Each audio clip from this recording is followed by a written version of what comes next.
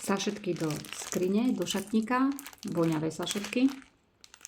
Takisto podľa mňa, nikdy som to neotvárala, ale podľa mňa obsahujú takisto také guličky, aj také guličky, ako sú do vysavača, aby to krásne voňalo.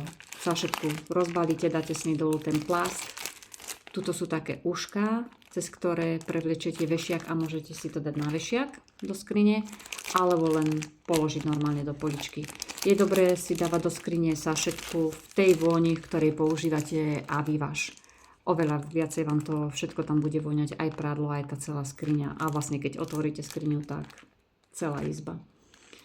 Tak sú tie sašetky výborné. A ja mám, tým, že mám veľké skrine, vstávané skrine, tak ja vo svojej časti mám 3 tie sašetky a v manželovej časti v jednej časti skrine mám 3 sašetky. Aby to naozaj voňalo, aby to malo zmysel to tam dať. A vždy, keď sa mi zdá, že to už nevonia, tak to len zatrepete a opäť to začne riadne vonieť.